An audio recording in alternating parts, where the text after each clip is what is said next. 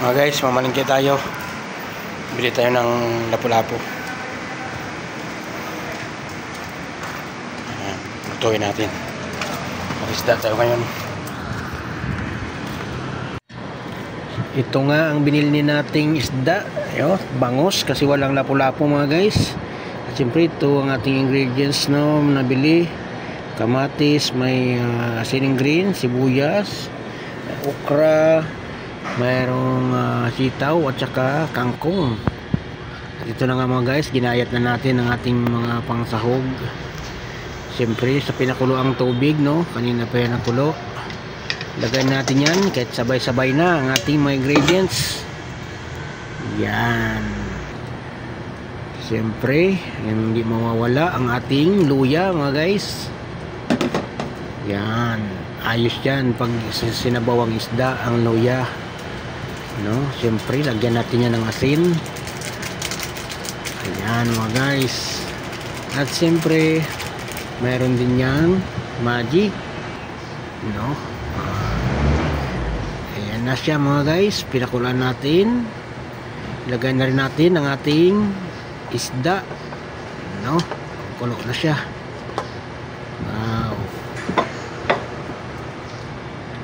Ayan mga guys, isang pirasong isda nga lang itong nabili ko, yung isdang bangus kasi walang lapu-lapo. Iwan ko, may bagyo siguro kaya walang isda. Siyempre ang ating ginayat na mga gulay, sitaw tsaka okra, tsaka ang ating kangkong. At shoutout nga pala sa Nor Sinigang Mix Original ang ating ginamit dito. Ayan siya mga guys, luto na siya. Siyempre ilagay muna natin ang ating sitaw, ang ating unahin mga guys, at saka okra. Siyempre ito mga guys, medyo matagal ito maluto no, kumpara sa may kangkong. Yan, unahin natin yan mga guys ang ilagay.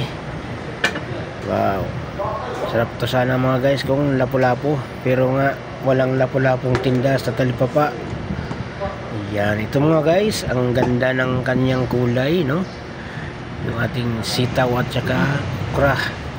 Ayan na, medyo lito na ang ating okra at saka sitaw, nahapok na. Yan, tikman na natin muna yan mga guys kung okay na yung lasa. Siyempre bago natin ang ilagay ang ating kangkong no. Yan, okay naman siya mga guys. Yan, approve ang kanyang lasa.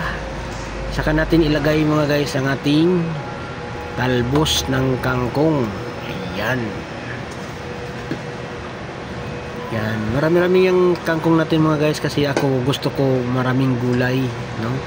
Dalawang tali ang ating binili dyan kasi wala tayong sariling tanim.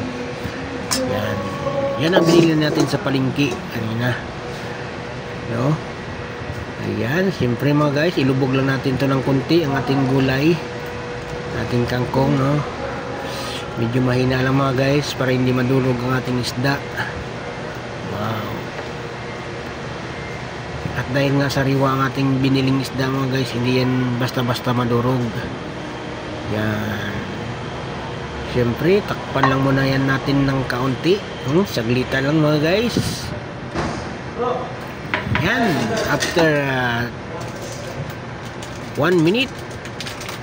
Yan, lagyan na natin siya ng Nor Sinigang Mix.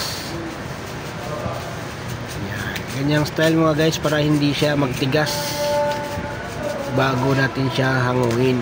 Medyo luto na dapat ang ating kangkong no?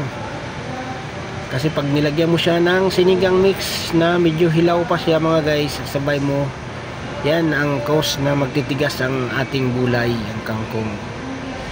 At syempre ang pinaka-paborito ko mga guys, ang ulong part ng isda.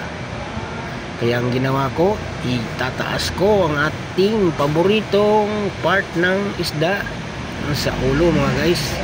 Pero syempre dandahan lang mga guys para hindi madurog. Yan. Syempre ang ating gulay malubog siya no? Wow, mukha na siyang masarap. Ayan. Siyempre sa part na to mga guys, i-finalize natin ang ating ulam kung maganda o kaya ayos na ang kanyang lasa. Wow, yummy siya mga guys. Kaya ito lang ang paggawa ng sinigang na bangus. Approved. Yan. Ito na ang ating finished product na sinigang na bangus mga guys. Pwede na itong lantakan. Yan. Okay, kain na tayo. Ito ang ating